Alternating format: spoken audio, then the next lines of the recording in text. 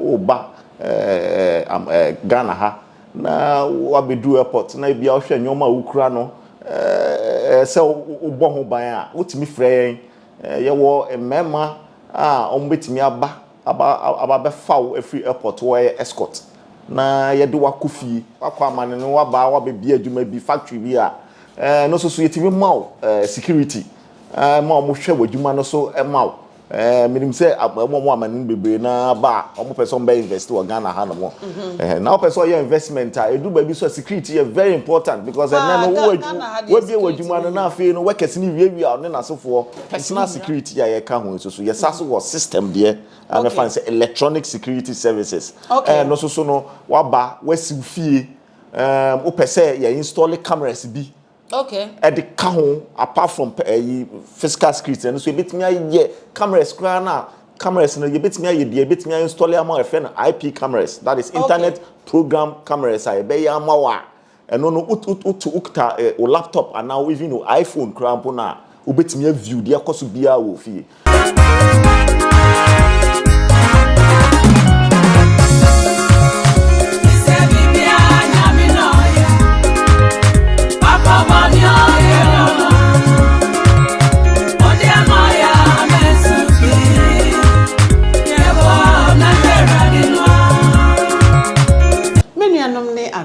Adolfo mo schedule Juu Tv. Said the bia catch them na say schedule Juu TV a pomodin subscribe to your channel no like share na wo wi wa comment wo yes sir emma me more vim emma me moral na boost me immune system no ama mahoden da ye program for Eddie Abreu. Hey, me see makasha me say me wo Ghana, me say Ghana jolly Juu wo krom say jolly Juu wo Ghana. Enti ye the different shows and bebremu. Na sabre ye wo menua be ma bia. Ono so ato ne bo ase a ebie security company, security bambo. Obi a ye tuwo ye hia bambo pa. Obi kan I was spiritual and physical. Where dey physical? Ye hia bambo. Menua be me ato ne bo ase ebie security company. Sabe ye woni office ye ne ba betwetwe enkomo. Menua be ma ye ma wakọ ababa Juu TV so. Yeah, oyima. Number cho ye frɛ wo say. The din ankasa the Oscar Kwesi Ofori Boadu. Mr. Oscar Akwesi Ofori Boadu. That's dramatic. Udine wa. Eko passport na hwa. Ye be Ofori no ne any o. Because wa. Me ameti ase. Number cho. Adwuma potebe na wo ye wa ha se. Yo, we dey say na wo kan ye no. Ahobambo e ade a ehu ehia pa na mehu we sa ahobambo e de nsem bebre obian mo ne ho ban ye na de nsem bebre aba na akwa mu. Enti yeso ye trance e hwe se ye nso ye pese ye boa omo Ghana ha ene amane ne nyina efa album ye company ni Ofobod Security Services Limited company no yekita license from the Ministry of Interior no ne album kese e Ghana ha no a omama yen sakata to me no eno ema ye ho kwan ma yetimi di ye adwuma nyina ese eye wo hwe ye airline 1571 na enti eno ena ye de ye adwuma na adwuma poti a ye ne say ye close protection say me cheche ma close protection say e bia wo special bodyguard ohwe wo so me fa ne say bia what to kwan wo ba Ghana ha na wabedu airport na bia ohwe nyoma ukura no say ubọ ho ban a wotimi frɛ ye wo emema ombetimi aba be faw every airport wo escort na ye de wakofie ye do fie kra na so pese ye continue with such services na ye betimi atwa so amaw chese ye betimi abo ho ban 24 hours no problem bia hang on a minute e hona o kan na e me de pa me pese obo ho bi mete wase yi a o se So obi wa control to say bia, for example, Julie Juu wa abrochire ya oba Ghana. Oba Ghana. Say me pese mo be hia me wo airport. Na mo bodyguard me di me kofie. U company no etumi produce workers emma omo ba be family fi airport. Edi me kofie.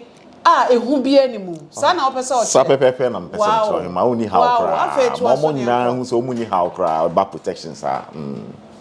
Okay. And na dey baby. Afi so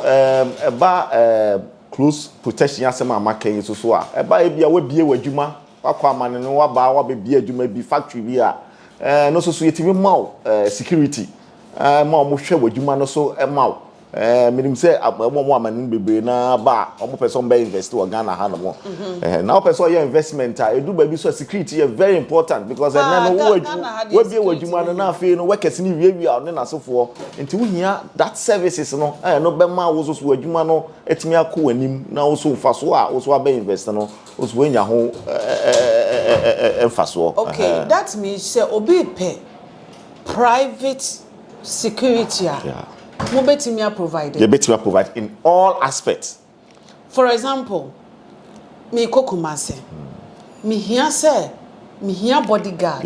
Ebi ani petu bi also mo bo me ho ban. Edi me free crime kan be nkran ha say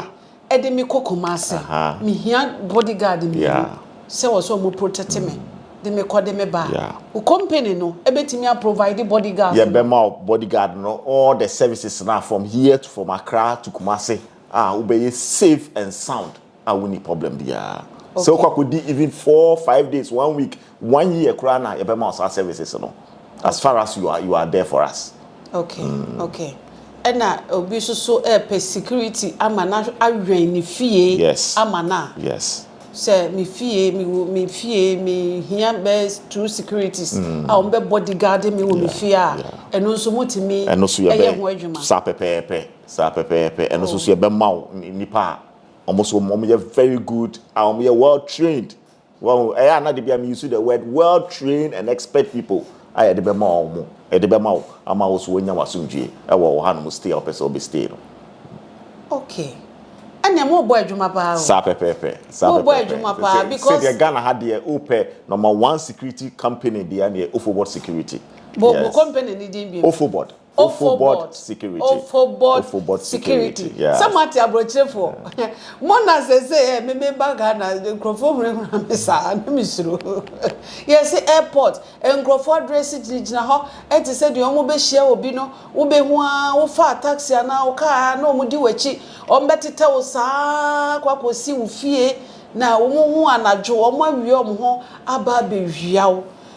We die me nua be man si owo security company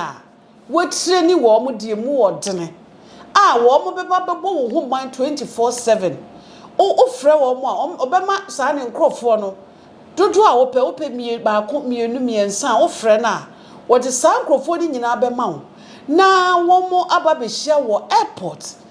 escorto e de wo ko fie wo be se omo no ntena ho mo wo ho ban be na wo twekra ombe bo ho ban be na otwo bosumi mienu bosumi miensa afi krampa ombe bo ho ban ana meboa sa pepepe ohima ge be ni nyina pepepe ama mo bo adwuma afi wo bibibie mu aka mi tie o bibia wo ye bia ka kire yeah security services ne de se na me kan ye wo wider areas afi so personal security ya ye ka ho so ye saso wo system de and fancy electronic security services no so no waba wasi fie o pese ye install cameras bi e de ka ho apart from physical security and so betimi aye cameras kra na cameras no ye betimi aye de betimi install am IP cameras, that is internet program cameras I be ya ma wa no ukta o laptop and now even no iPhone kra mpo na obetimi view de ekoso bia wo fie ya fa ne say e bi kra na watu kwan na wo abrochiri nti no wasi fie na wo ha no mo na wo ti abrochiri opese ohu de ekoso wo fie a ye sa system no ma wa wo ti abrochiri de ekoso nyina obi sha o kitchen kra na o fa nwa kra utimi hu se nipa we na who say my day papa sumo abrochefo eda na mosisi yesisi wo krom ha say na ha ye nte ha na enkrofo na ehedi mu akoni aba no somate say me nua be man say cameras no de bebubo fie ho no install ma wa wo adwuma mu kra utumi view ehwe nia ekoso ai me kai say obi ye bibisa na ne fie ehye nipa o hwe fie no so Ghana na onim se fie na ehye but ono o wa abrochire no e view ehun woni phone so efre e ma ye frɛ fire service e mo mu ko fie ho ansa na nipa no mpo ɔte say fie ho hye enti asama me nua be ma ekan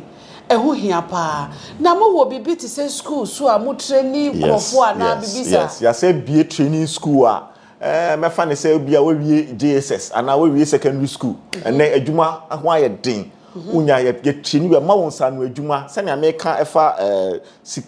camera security camera systems yi ye training obia aye wo course a ye de ma practical ma otimi hu de we a ye installations se na ye connections ni nyina ye was training ho apart from camera so ye free bibi electric fencing electric fencing any dey good war ne so senya konfo bi fro a ontimi nya den entimi fu na ebe che no enu nyina ye na fi panic alarm system a wo fie ho e betimi the alarm system abebo ho no mu a eno so ye connect e ma wo phone a bibini a nipa ne de ne saka bibi a ebe blow ama obehu wo phone no so say yes obi aba wo fie ho no mo se nyina ye intruder alarm systems na so phone nyina ye yes training ni nyina so e kire nkofo nti no e bia wo ba bi wo ti abrochire uba no oti ha e bia onya mbefa no opese osuansa no edwuma kakra te say sa fixing of cameras electric fencing any systems na utimi ma ne ba Ofobod security ama yesi ama de sa training na ama otifie kra na ono atimi nya ne nsa no edwuma edididi wow very very good na me hu say handcuff igu ha na we dia na mo de ni nyina ye one of your product lines ye wo no yes ye wo radio communication hanom a ye de ma ye men baby omo bia two-way radio utimi ni nipa no ekasa well security communications only I have handcuff for any crime bibi ni nipa no yetimi ye den arrest no enti ne ye wo gadget ahuro bebre esan say security interview no yes of course say ni nyina no omo adwen say one person obey law no and also so we enforce that on them yes yes you have to obey the law enti no say emrano when bi na koye ade bone a ye men no omunya wo sa ye wo logistics ahuro bebre esan say security issues ne ye current be bi wo kra na ye ntimi mmoso within the interview na mo buy aso ye so a ebi wo ho a na ye to de den a ho na obehu ye nso extra memma ne extra services ye de be ma security nti bibi wo ho no mkura na yes security no ye security no nti no sana tie na ye wo bibia fa ho bambo biara any training bia mo pe bia no Ofobod security ya ready see de be ma mo okay we de menua no obi numa duro ma yare fo mo amatimoso mu na de ya me de kra ne se wo se wo ba bi wo fie na se wo pese wo be security ana se wo pese wo this time abrochire sa wo mo sua sa cameras no ye fa mo adwuma mu papa ye fa mo adwuma mu pa wo ko online adwuma chese adwuma ye fa mo na nya agro nti ye pa se we say mu yes high school no said e be ya amanfo nso e be ba besua because e bi o ha me koye hairdresser me koye me ko pamade me chale we no nso say abrochire nkrofo didi ho no wo de sanudwuma we ko abrochire wo ye special wo bo a wo bo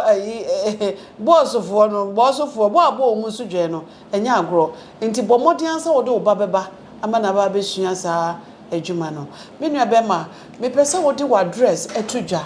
na afi obi hwehwe wa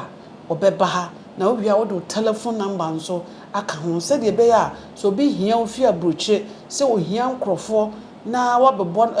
ofi abrochire ba ohia nkrofo be hia no airport abo ne ho ba de na kofi a obetimi afrew ana se krom ha se obi hia security se wo se ono so ebebo ni fie ho ban mana ana obi pe se ofrew na ne ba nso eba sa school ntete na ono nso so benya kwan ya contact him into telephone number bia wo and the kind for address ne to dwa na afi for telephone number ne ka baby e wo de enya yira kwan kra ben se nka ha de obi anim La Paz Tabora number 5 opposite hospital FN Abotre clinic clinic opposite adjacent to the girl filling station be on to do La Paz no buso bia Abotre clinic ye wo opposite honmo na ye adwuma ni nyina afesu so say opese o friend direct contact number 020 39 36 306 020 39 36 306 afi MTN line no 0246 609 139 mesa babium 0246 609 139 ufre obabia ubenyayen na ye no aye nkita ho na afi no o problem bia wo bia fa bambo bia no yesu yahwe aye ne sa pepepe e de amawo why are na wo bibi kan bi mu a e kwan da ho timi kan de meka ne se ye nyina no enimu se na yesi abrochiri asetena atie se obekọ abrochiri na kwakọtena awo mu na obebrea na ni nyina ne se o pe japade na odi abafie abe bibi na afi obeba no na esan se one fa o security the security di agronti no na within a twinkle of an eye obi excuse me abotuo akum anaso obi age wajapade a wo de baaye no eno ne ade a ye hu se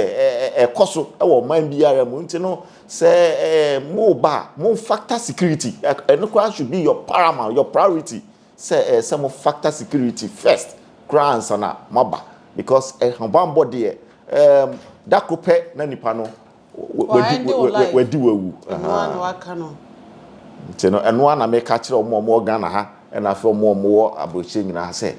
bibia efa hambambo ni security bia no omo contact Ofobod Security Services Limited na ye ni omo enye de enya nkita ho ye ma omo the best security service solutions are omo pe ye da se bebre Juu etiefo ne ahwefo ye da wase na me pese wo chia wadofo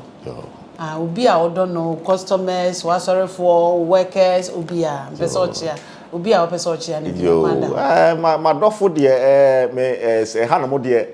me fa no se adwuma no enye me nko a na me wo ye whole team nti no me chia team ni nyina omo bom modern anadwo omo call for operations ne na sofo nyina